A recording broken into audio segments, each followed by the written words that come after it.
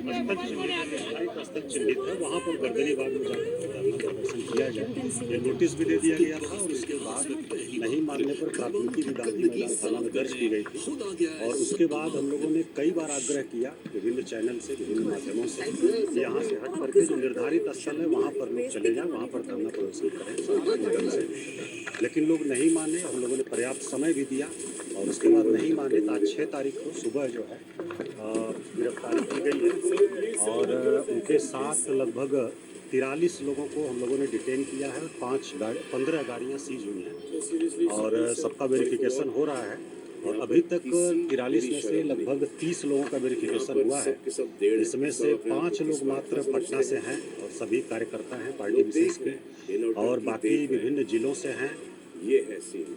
तो क्या हलचल है इसको लेकर, इस एक्शन को लेकर, चलिए समझने की करते हैं कोशिश। शशि भूषण का रुख करेंगे, हमारे साथ हमारे संवाददाता जुड़े हुए हैं। शशि, पीके की गिरफ्तारी के बाद बिहार में किस तरह की सियासत आप देख रहे हैं? वैसे भी बिहार और उत्तर प्रदेश में पहले से ही ये कहावत मशहूर है कि जो भी जेल चला गया समझिए नेता बन गया। अब क्यों सॉरी बोल रहे हो? शर्म नहीं आ रही? बेइज्जती करवानी है तुमने। अफसोस जिस कहावत की आप चर्चा कर रहे हैं, अगर वो सही होती है तो वाकई प्रशांत किशोर नेता बन जाएंगे। लेकिन नेता बनने की राह इतनी आसान भी नहीं है। भले ही प्रशांत किशोर लंबे अरसे तक लोगों को मुख्यमंत्री प्रधानमंत्री बनाने के दावे करते रहे, चुनावी रणनीतिकार के तौर पर उनकी भूमिका रही, लेकिन आज स्थिति ये है कि इस वक्त हम पटना सिविल कोर्ट के सामने खड़े हैं। ये सिविल कोर्ट का गेट हमसे महज 50 मीटर आगे है और वो प्रतिबंधित इलाका हो जाता है, तो वहाँ हमारी मौजूदगी नहीं है। लेकिन प्रशांत किशोर को किसी भी वक्त जो पटना पुलिस है वो लेकर के यहाँ पहुँच सकती है। फतुहा जो पटना का ग्रामीण इलाका है, वहाँ जो प्राथमिक स्वास्थ्य केंद्र है वहाँ पर जाकर के प्रशांत किशोर का मेडिकल कराया गया है आशुतोष। और आप समझ सकते हैं इस बात को कि पटना में इतने सारे हॉस्पिटल होने के बावजूद, जबकि उनको पटना एम्स ले जाया गया था सुबह, उसके बावजूद उनका मेडिकल चेकअप पटना ग्रामीण इलाके में कराया गया। लगभग 5 घंटे तक पटना पुलिस उनको लेकर के ग्रामीण इलाकों में घूमती रही। तो मकसद एक था कि प्रशांत किशोर या छात्रों का जमावड़ा पटना में नहीं होने दिया जाए और मीडिया का हुजूम या मीडिया का जो फोकस प्रशांत किशोर कैच कर सकते थे उससे भी उनको दूर रखा जाए। थोड़ी देर में उनको प्रोड्यूस किया जाएगा, जो हमारे सोर्सेज हैं वो बता रहे हैं। जो कि प्रक्रिया होती है कि अगर अरेस्टिंग होती है तो किसी को भी मजिस्ट्रेट के सामने पहले प्रोड्यूस किया जाता है और वहाँ से जो कोर्ट का निर्णय होता है उसके मुताबिक ही आगे पुलिस कानूनी तौर पे आगे बढ़ती है। तो अब प्रशांत किशोर किस वक्त यहाँ पहुँचते हैं इस पर नजर रहेगी हमारी। लेकिन फिलहाल हम आपको दिखा रहे हैं, दूसरी तरफ हमारे सहयोगी नदीम दिखा रहे हैं जो रास्ता है सिविल कोर्ट पहुँचने का, वो रास्ता हम आपको दिखा रहे हैं। देखिए प्रशांत किशोर इसी रास्ते से उनको लाया जाएगा और वो पटना सिविल कोर्ट में कब पहुंचते हैं, क्या आगे निर्णय होता है, इस पर हमारी नजर रहेगी। लगातार हर अपडेट हम दिखा रहे हैं। शशि, आप जुड़े रहिएगा, फौरन आपका रुख करते हैं। जरा टाइमलाइन दर्शकों को दिखा देते हैं कि क्या कुछ हुआ था आज। देखिए पटना के गांधी मैदान से आज तड़के गिरफ्तारी हुई। सुबह सुबह प्रशांत किशोर गिरफ्तार हुए। 2 जनवरी से आमरण अनशन पर बैठे थे पीके यानी प्रशांत किशोर। बीपीएससी अभ्यर्थियों के समर्थन में अनशन पर थे गांधी मैदान में। बीपीएससी परीक्षा दोबारा कराने की मांग को लेकर उनका अनशन 2 जनवरी से शुरू हुआ और आज आखिरकार गिरफ्तार करके उनको लेकर जाया गया। और क्यों गिरफ्तारी हुई? डीएम के हिसाब से प्रतिबंधित क्षेत्र में धरना दे रहे थे पीके यानी प्रशांत। गांधी मैदान में धरना देने की नहीं थी इजाजत, नहीं थी मंजूरी, गैर कानूनी था प्रशांत किशोर का धरना, ये डीएम का कहना। अब देखिए प्रशांत किशोर की गिरफ्तारी के बाद सियासी बयानबाजी काफी तेज हो चुकी है, जहां आरजेडी ने आरोप लगाया कि प्रशांत किशोर सरकार की मदद से अनशन कर रहे थे। आरजेडी सवाल उठा रही है कि अगर गिरफ्तार करना था तो पहले ही दिन क्यों नहीं हुई गिरफ्तारी। उधर जेडीयू और बीजेपी का कहना है कि प्रशांत किशोर की गिरफ्तारी पूरी तरह से कानून सम्मत है।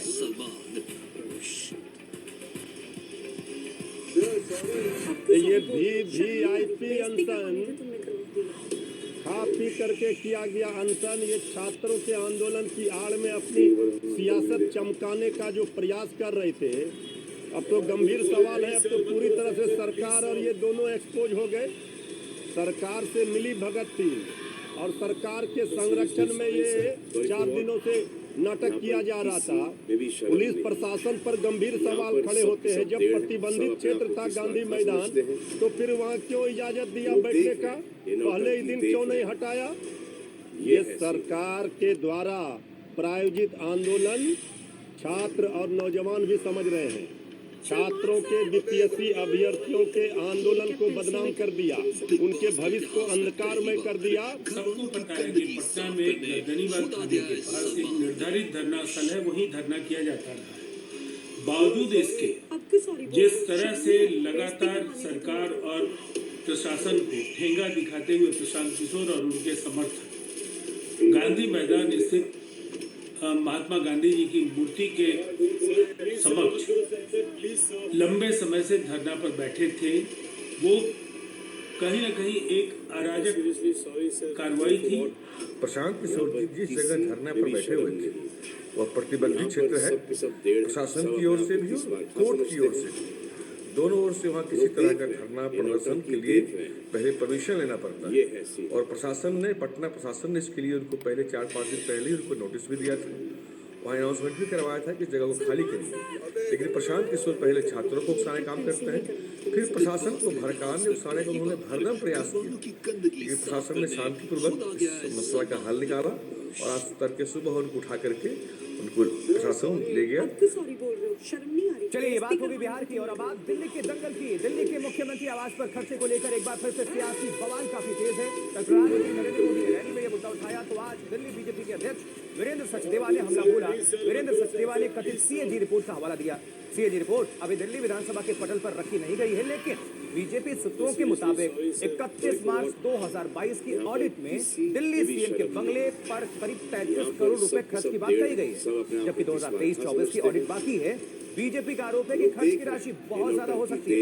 इसको लेकर आम आदमी पार्टी और अरविंद केजरीवाल निशाने पर आ गए हैं। भारतीय जनता पार्टी उन पर हमला बोल रही है और ये प्रेस कॉन्फ्रेंस करके भारतीय जनता पार्टी ने हवा बोला है। दिल्ली के सीएम हाउस पर बेतहाशा खर्च किया गया, ये कहना है बीजेपी का प्रेस कॉन्फ्रेंस करके तमाम आरोपों की झड़ी।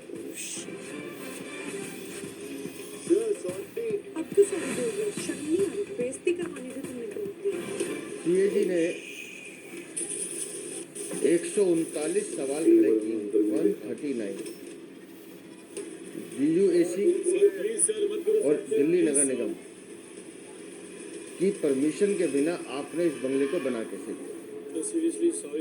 जो मुख्यमंत्री दिल्ली में अपना शीश महल अनऑथराइज कंस्ट्रक्शन करके बनाते हो, वो दिल्ली की जनता को क्या संदेश दे रहे हैं, ये इस बंगले से मैसेज है। और मैं दावे के साथ कहता हूँ ये है कि अगर इस बंगले की वास्तविक कीमत का अंदाजा लगाना है तो हमें PWD के साथ साथ अनेक सरकारी विभागों के खातों की जांच करनी है। देखिए, दिल्ली बीजेपी अध्यक्ष वीरेंद्र सचदेवा ने कथित सीएजी रिपोर्ट के हवाले के कई आइटम्स का ब्यौरा दिया और बताया कि किस आइटम पर कितना खर्च हुआ है। बेइज्जती करवानी थी, तुमने करवा दी। वो 2700 करोड़ के प्रधानमंत्री जी के आवास पे, 8,500 करोड़ के हवाई जहाज पे और 10 लाख के सूट पे कोई रिपोर्ट आई क्या?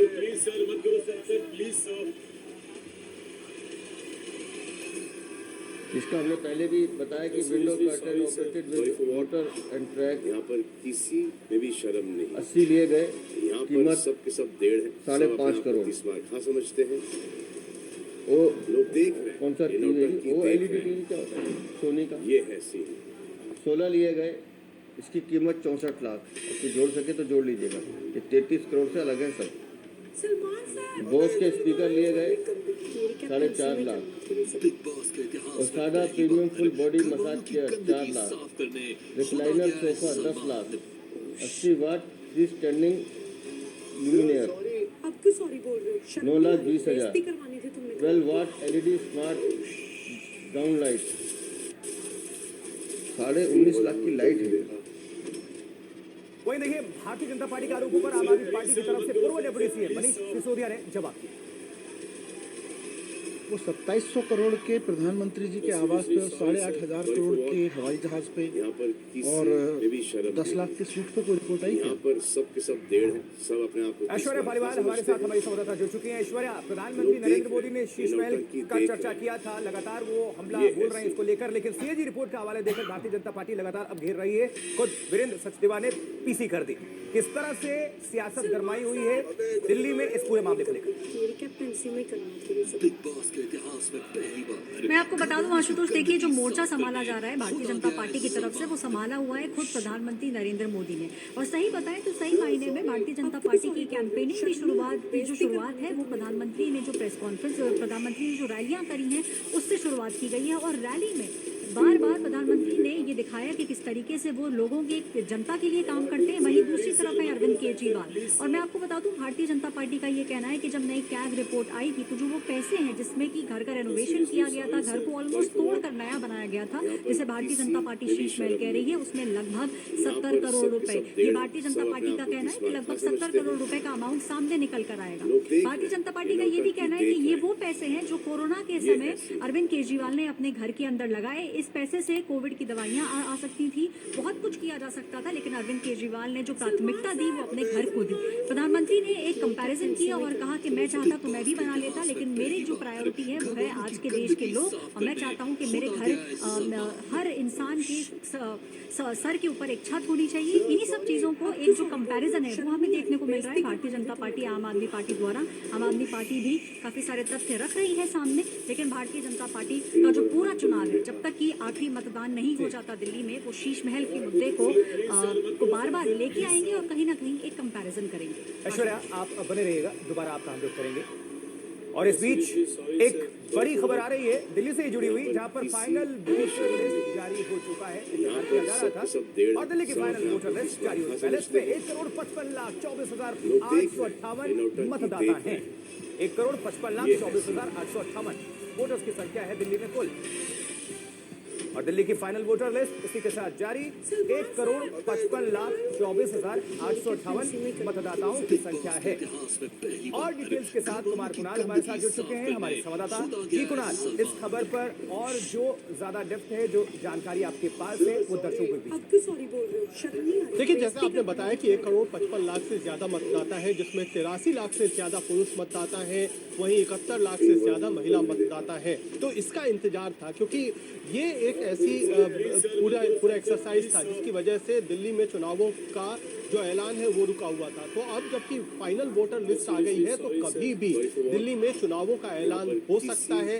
अब ये ईसीआई को तय करना है, चुनाव आयोग को तय करना है कि कब दिल्ली में चुनाव होगा।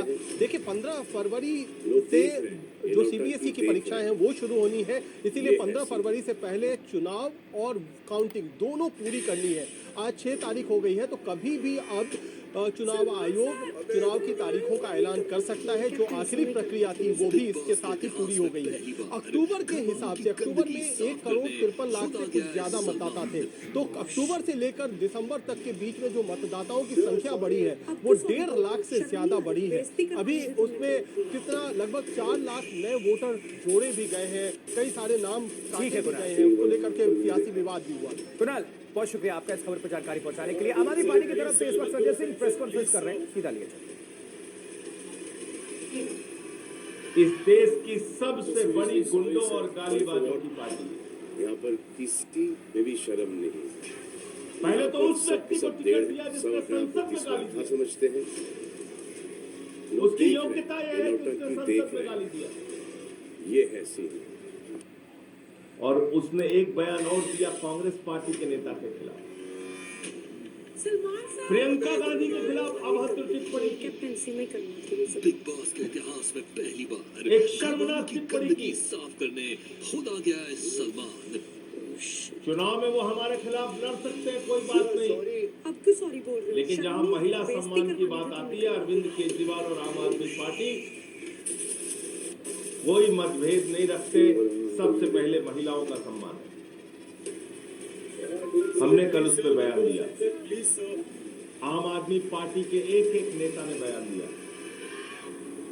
प्रियंका गांधी जी पर की गई अभद्र टिप्पणी को लेकर आम आदमी पार्टी के एक एक नेता ने, यहाँ पर सब के सब डेढ़, लेकिन बहुत शर्म की बात है समझते हैं कि उनकी ही पार्टी के 2 नेता अजय माकन, संदीप दीक्षित एक शब्द नहीं बोल रहे हैं कि रमेश बिदोड़ी ने जो कुछ भी बोला वो गलत है। ये आप लोगों का चरित्र है, ये आप लोग कर रहे हो। इतिहास में पहली बार क्या इससे साफ नहीं हो जाता कि खुद आ गया है सलमान। अजय माकन और संदीप दीक्षित भारतीय जनता पार्टी से अब क्यों सॉरी मिले हुए हैं, उनके शर्म गहरे नहीं आ रही? रिश्ते हैं, बेइज्जती संबंध करवानी है, उनकी हिम्मत नहीं है एक शब्द रमेश जी धूड़ी के खिलाफ बोल सके। चलो आशीषी के मामले में नहीं बोलते, प्रियंका गांधी के मामले में बोल देते, लेकिन खामोश है।